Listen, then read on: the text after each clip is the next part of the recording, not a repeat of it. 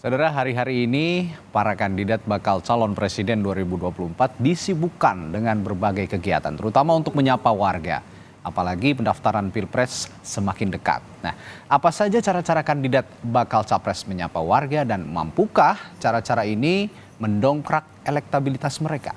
Pagi ini kita akan bahas dengan sejumlah narasumber, diantaranya Ketua DPP PDI Perjuangan, Andreas Hugo Parera, anggota Dewan Pembina Partai Gerindra Andre Rosiade, dan juga Ketua DPP Partai Nasdem, Effendi Khoiri. Selamat pagi, Bapak-Bapak. Assalamualaikum. Waalaikumsalam. Selamat pagi, Mas Radi. Bang Andreas, Gus Coy. Ya, Mas Andre. Ya. Selamat pagi. Baik, Gus Coy. saya ke Gus Coy dulu deh, yang kemarin bakal calon presiden dan wakil presidennya bersafari ke Sulawesi Selatan, terutama di Makassar nih. Mengunjungi juga sempat berziarah ke makam Pangeran Diponegoro dan menyapa warga lewat acara yang cukup dihadiri banyak massa begitu. Nah, kalau saya lihat nih Gus, ini kan saya mengatakan seperti ini, kenapa saya menanyakan terlebih dulu ke Gus Coy? Karena Mas Anies dan Gus Muhaimin ini tidak berada di dalam pemerintahan Pak Jokowi, meskipun Gus Muhaimin menempatkan kader-kader PKB-nya di kabinet, tapi tidak langsung begitu berada dalam pemerintahan. Jadi jarang juga ya untuk nongol di media dan juga dilihat oleh massa. Tapi investasi politik itu kenapa baru muncul sekarang begitu? Karena saya lihat sebelumnya agak jarang juga nih Mas Anies sama Gus Muhaimin itu menyapa warga sebelumnya, begitu Gus? Apa iya? Ini sama Anies jarang menyapa rakyat. Nah, contohnya di mana yang sebelum-sebelumnya sudah menyapa rakyat itu? Ya, sosialisasi lebih dari 100 titik ya sebelum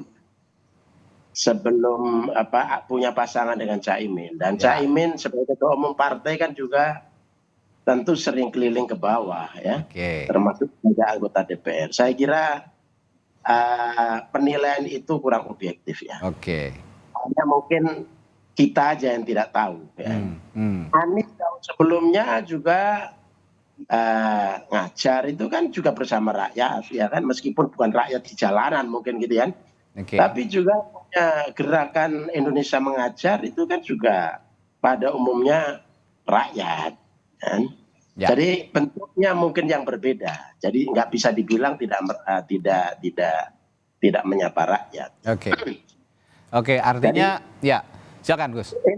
Intinya adalah saya kira semua pemimpin yang sekarang tampil itu lalu kemudian mereka memperoleh nilai dari masyarakat sesuai dengan hasil survei, paling tidak untuk sementara ini masuk tiga besar. Itu semua karena mereka selain rakyat punya simpati, juga mereka pastilah komunikasi dengan rakyat. Dan setelah itu tergantung penilaian rakyat itu sendiri.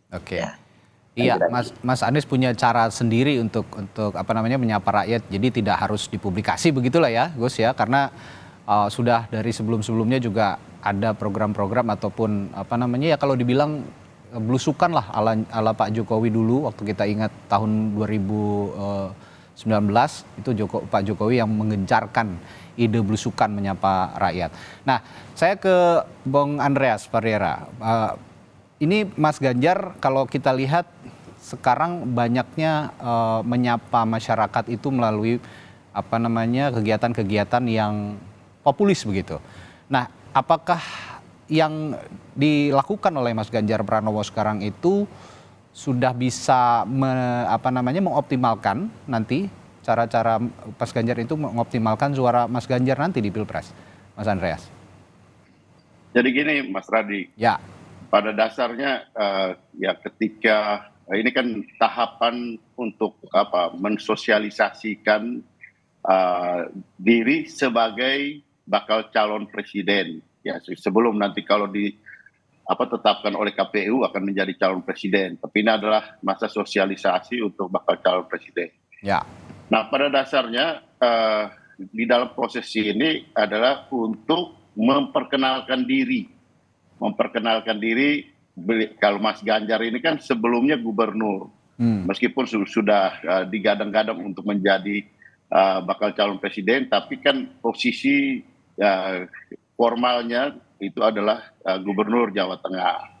Sehingga perlu lebih mengindonesia, sehingga dengan demikian tingkat kedikenalannya atau popularitasnya lebih banyak lagi gitu, meningkat. Nah, untuk itu biasanya ada dua pola di dalam melakukan pengenalan tersebut itu. Ya. Yang pertama adalah mendatangkan massa atau membuat crowd, menciptakan kerumunan, atau mendatangi kerumunan. Nah, itu saya kira pola yang sering digunakan oleh kandidat-kandidat atau orang-orang yang akan mensosialisasikan diri, berkampanye di dalam setiap pemilihan umum. Nah, saya kira Mas Ganjar di sini ya selama ini lebih banyak menggunakan pola mendatangi kerumunan, mendatangi massa. Sehingga kenapa? Karena kalau seperti Pak Jokowi dulu juga belusukan kemana-mana untuk mendatangi massa, bukan mendatang atau lebih minimal mendatangkan massa gitu.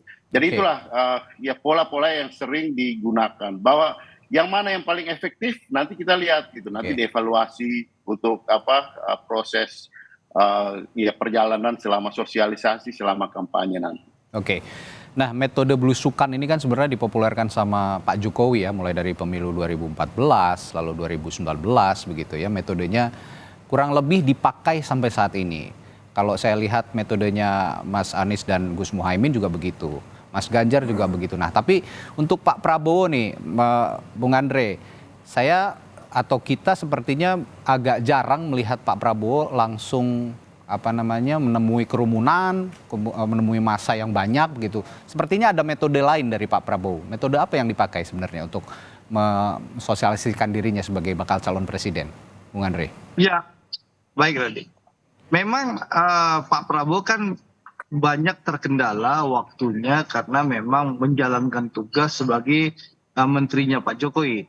Jadi Pak Prabowo di hari-hari biasa beliau bertugas membantu Presiden Jokowi sebagai Menteri Pertahanan. Sehingga memang fokus Pak Prabowo selama dari 2019 mulai dapat penugasan ya banyak bekerja membantu Presiden Jokowi.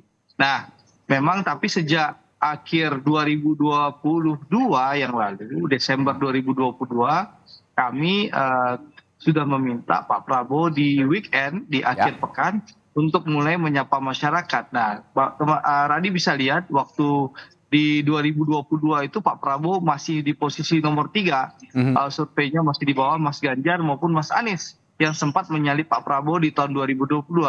Tapi sejak akhir 2022 Pak Prabowo di akhir pekan mulai menyapa masyarakat, kita masih melihat Pak Prabowo perlahan tapi pasti naik dan alhamdulillah per April sudah menyalip Mas Ganjar dan konsisten sampai sekarang di nomor 1. Sehingga kalau kita lihat mungkin di survei 3 nama Pak Prabowo menang tipis di Mas Ganjar, tapi kalau head to head nanti di putaran kedua Pak Prabowo dan Mas Ganjar, Pak Prabowo unggul 10-11%. Jadi Pak Prabowo menyapa masyarakat itu kita lakukan. Yang kedua, di luar itu tentu seluruh kader Gerindra dan pendukung beliau melakukan hal yang sama. Seperti saya, misalnya anggota DPR RI, fraksi Partai Gerindra, Dapil Sumatera Barat 1. Saya kalau keliling di Dapil, dikeliling di Sumatera Barat sebagai ketua DPD, itu bukan saya mensosialisasikan Pak Prabowo, mensosialisasikan hal-hal positif tentang Pak Prabowo, menjawab fitnah dan hoax terhadap Pak Prabowo, dan juga menyampaikan program apa yang akan dibawa Pak Prabowo sebagai keberlanjutan pemerintahan Pak Jokowi. Jadi kalau melihat muka Andre Rosiade di Sumatera Barat ya masyarakat melihat mukanya Pak Prabowo. Nah, bukan hanya Pak Prabowo yang bekerja menemui masyarakat, tapi anak-anak Pak Prabowo, kader-kader Pak Prabowo, pejuang politik Gerindra turun ke lapangan bertemu dengan masyarakat dan mengajak masyarakat bersama-sama memenangkan Pak Prabowo. Dan alhamdulillah itu efektif. Ya kita unggul tapi kita tidak boleh jumawa, tentu kita akan bekerja lebih keras lagi. Di luar itu juga atribut ya, bagaimana kita lihat kader-kader Gerindra memasang foto-foto Pak Prabowo, dan juga terakhir media sosial, Radi, sekarang adalah zaman era digital, dan kita tahu pemilih mayoritas sekarang ada milenial dan Gen Z, dan kita lihat bagaimana kami menghasilkan konten-konten yang menarik bagi masyarakat Indonesia, sehingga konten-konten positif dan menarik itu memang menarik bagi Gen Z dan milenial. Gen Z dan milenial kan tidak tertarik dengan perdebatan, tidak tertarik dengan fitnah, tidak tertarik dengan hoax. Yang mereka melihat adalah konten-konten positif. Jadi kita lakukan berbagai hal-hal yang positif sehingga masyarakat ingin datang ke TPS dengan riang dan gembira. Itulah keinginannya Pak Prabowo.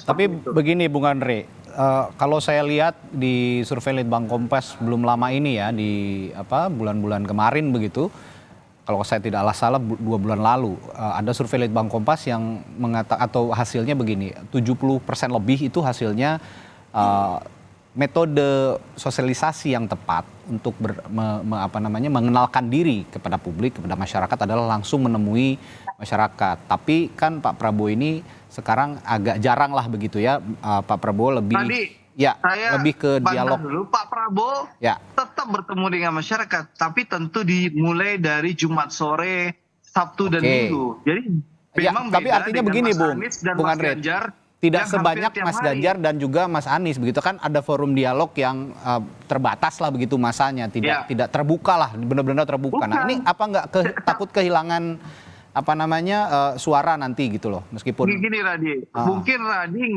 nggak melihat Pak Prabowo banyak bertemu masyarakat. Jumat, Sabtu, Minggu bertemu satu titik tuh ribuan warga, 500 warga, puluhan ribu warga, ada pertemuan-pertemuan itu. Mungkin Radi nggak lihat lagi berita-berita soal itu. Jadi Jumat, Sabtu, Minggu, Pak Prabowo Jumat sore itu mulai bertemu masyarakat Jumat, Sabtu, Minggu di luar seluruh dukungan kader Gerindra dan seluruh relawan pendukung beliau yang melakukan sosialisasi langsung ke masyarakat. Jadi Jumat malam, Sabtu dan Minggu Pak Prabowo bertemu dengan masyarakat secara langsung, bertemu dengan puluhan ribu warga. Itu dilakukan dengan Pak Prabowo. Memang bedanya Mas Ganjar dan Mas Anies Senin sampai Jumat siang itu lebih longgar daripada Pak Prabowo. Gitu ya? Pak Prabowo Senin sampai Jumat siang bertugas membantu Pak Jokowi, gitu loh. Masih bertugas gitu ya. Masih bertugas. Tapi Jumat malam sampai Sabtu dan Minggu Pak Prabowo juga bertemu puluhan warga di berbagai titik di Indonesia. Itu langsung dilakukan beliau. Makanya kalau kita lihat tadi survei Pak Prabowo, insya Allah beliau lolos ke putaran kedua, dan di putaran kedua alhamdulillah masih unggul dibandingkan Mas Ganjar 10-11%. Artinya gitu nanti dari sekarang ini yang terjadi adalah Senin sampai Jumat itu sedikit absennya Pak Prabowo itu bisa ditambal oleh kekuatan juga mesin politik dari Partai Gerindra dan relawan-relawan begitu ya Bung Andre kira-kira? Iya. Memang faktanya memang beliau melaksanakan tugas negara. Nggak mungkin beliau sebagai orang petugas negara tidak bekerja di waktu beliau bekerja. Itu kan nggak amanah berarti. Tapi karena Pak Prabowo negarawan, amanah beliau selesaikan tugas kenegaraan beliau Senin sampai Jumat. Nanti Jumat malam baru beliau menyapa masyarakat. Karena tugasnya masih sebagai pembantu presiden saat ini. Baik, saya ke beliau membantu Presiden Jokowi. Ya, ke Pak Andreas dulu. Pak Andreas, kalau menyimak pernyataan Bung Andre tadi juga menarik karena mesin politik juga penting untuk mengampanyekan atau mensosialisasikan bakal capres. Mas Ganjar ini mesin politiknya sejauh ini bagaimana kekuatannya, Pak Andreas? Ya, kalau mesin politik itu pasti. Dalam arti gini, tadi kan yang kita bicarakan pertama adalah kontak fisik secara langsung gitu oleh bakal calon presiden atau nanti kemudian bakal calon wakil presiden. Nah itu dua pola itu. Kalau pola untuk mendatangi massa itu memang membutuhkan ketahanan fisik yang luar biasa. Gitu. Seperti kita lihat misalnya Pak Jokowi dulu ketika belusukan di pileg, mulai dari pilkada di DKI, kemudian pilpres 2014, kemudian 2019, itu membutuhkan dari satu hari itu bisa 7-8 titik gitu untuk bertemu dengan masyarakat dari satu tempat ke tempat yang lain. Dan itu tentu membutuhkan ketahanan fisik, ya membutuhkan mental dan energi yang luar biasa karena di situ kita akan berhadapan dengan massa dan kerumunan massa yang berbeda-beda. Dan itu tidak mudah gitu. Saya juga mengalami itu ketika kita melakukan kampanye-kampanye yang menemui masyarakat gitu. Tapi kalau kampanye dengan atau sosialisasi dengan mendatangkan massa itu memang kemudian membutuhkan ya jumlah massa dan biayanya juga pasti lebih besar. Pasti. Tapi di samping itu tentu dukungan dari mesin politik. Kami ini kan tiap kali turun ke bawah kan selalu juga sekaligus yang mengkampanyekan, mensosialisasikan Mas Ganjar sebagai calon presiden yang berasal dari PDI Perjuangan bersama dengan partai-partai yang ikut mendukung. Teman-teman dari partai-partai P3, kemudian juga Perindo, Hanura juga bersama-sama kami mensosialisasikan Mas Ganjar. Nah itu mesin politik. Nah kemudian juga media sosial. Nah saya kira peran media sosial itu betul. Sekarang sangat-sangat membantu di dalam proses sosialisasi. Bisa jadi orang hanya ada di tempat, tapi kalau dengan media sosial yang begitu gencar, bahwa kesan itu diulang-ulang terus, misalnya berkunjungnya sekali, tapi diulang-ulang terus, itu akan sangat membantu di dalam proses sosialisasi ini. Karena kuncinya adalah meningkatkan kedikenalan. Nah, Mas Ganjar ini sampai dengan periode ketika beliau masih menjadi gubernur, tingkat kedikenalannya itu masih di bawah dari calon presiden yang lain. Oleh karena itu tapi tingkat kedisukaannya tinggi gitu. Sehingga kalau tingkat popularitas kedikenalannya naik, pasti tingkat elektabilitasnya akan naik. Karena beliau ketika dikenal, beliau biasanya disukai oleh publik. Nah itu kelebihan daripada Mas Ganjar. Dan oleh karena itu sampai sekarang posisi elektabilitas Mas Ganjar itu selalu berada pada posisi nomor satu di atas dengan selisih dengan Pak Prabowo juga dengan Mas Anies. Baik, sebelum jeda saya ke Gus Coy dulu. Ini pertanyaannya kurang lebih sama. Kalau mesin politiknya Mas Anies dan Gus Muhaimin kita tahu ada Nasdem, ada Partai Kebangkitan Bangsa, lalu ada PKS juga yang kuat di simpul-simpul tradisional begitu. Nah, mesin politik dari Mas Anies dan juga Gus Muhaimin apa yang bisa disokong oleh mesin politik untuk terus mendongkrak, karena kita lihat di survei juga sepertinya masih agak jauh tertinggal jauh dengan dua bakal calon presiden lainnya. Ya udah. Pertanyaannya udah bisa dipahami. Baik, silakan. Jadi semua kontestan itu ingin menang. Untuk menang teorinya sama, ini ilmunya sama. Strateginya kecuali curang kecuali menggunakan kekuasaan. Di luar itu tuh sama semua. Jadi yang pertama, semua ingin dikenal. Untuk dikenal dengan berbagai instrumen dipakai. Instrumen silaturahim secara langsung atau istilah hariannya belusukan secara langsung atau dilakukan oleh kader-kader, oleh partai, oleh relawan oleh semua instrumen instrumen macam itu teorinya sama, itu sama. Tinggal soal intensitasnya intensitas itu tinggal soal kemauannya, ada waktu apa tidak dan seterusnya di situ. Ini sama semua Nah, dari sini diharapkan disukai.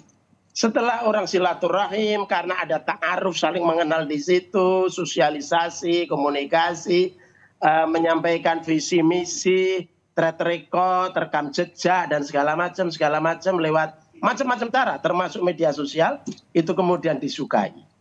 Setelah disukai dipilih. Itu udah rumus sama semua ini, teorinya sama. Ada satu lagi, meskipun sekarang mungkin surveinya tinggi gitu kan, terus menurut di atas, kedua dan mungkin sementara yang ada yang ketiga terus. Ujungnya meskipun seluruh ilmu tadi itu kita pakai begitu, belum tentu itu otomatis menang. Ada satu lagi namanya takdir. Roda dan sutra. Di sini adalah doa. Di sini yang tidak tertangkap oleh survei. Ya. Di sini yang tidak tertangkap oleh akal dan pikiran kita, tidak tertangkap oleh ilmu-ilmu tadi itu. Nah, oleh karena itu maka semua pertarungan, semua sosialisasi, semua kebanggaan-kebanggaan kita mungkin tentang calon kita masing-masing, ya kan? Ya. Itu semuanya tidak ada artinya ketika ini tidak takdirnya di situ. Ya. Itu hanya ikhtiar kita yang memang harus kita lakukan. Kemudian setelah Baik. itu kita semua adalah takdir. Nah, dalam kaitan ini maka kita berharap sebelum ditutup, Ya. karena kita akan mengakhiri ini, sebelum ditutup maka kita berharap kompetisi dalam Pilpres Pileg 2024, mari kita kompetisi gagasan. Oke. Kita kompetisi rekam jejak. Baik. Kita kompetisi pikiran-pikiran yang cerdas untuk melakukan. Satu, Ya. meneruskan yang baik, melanjutkan yang baik-baik, yang relevan, yang disenangi rakyat, sukai rakyat, sekaligus melakukan perubahan-perubahan. Karena ini selain hukum Tuhan, perubahan itu hukum Tuhan, sunatullah. Jadi kita nggak boleh anti perubahan. Tapi melanjutkan kebaikan-kebaikan itu juga sunatullah. Itu jadi sama-sama harus berimbang. Inilah yang dibawakan oleh koalisi perubahan. Untuk Baik. yang lebih baik. Saya kira sampai di situ ya. Baik, tapi ini belum kita tutup, Gus. Masih ada selanjutnya nih, masih ada obrolan selanjutnya. Yang penting justru nanti kita lihat. Jangan kemana-mana dulu ya, Gus ya. Yang penting justru kita lihat nih, daerah-daerah mana saja yang akan diincar untuk disosialisasikan, dikenalkan kepada masyarakat calon-calonnya ini, bakal calonnya masing-masing ini, agar masyarakat, agar daerah-daerah yang belum kenal juga dengan pasangan bakal capres atau baca presnya masing-masing ini juga bisa mengenal mereka. Nah, kita akan bahas sesaat lagi, jangan kemana-mana dulu ya Bapak-Bapak dan juga pemirsa Sapa Indonesia Pagi, kami akan segera kembali sesaat lagi.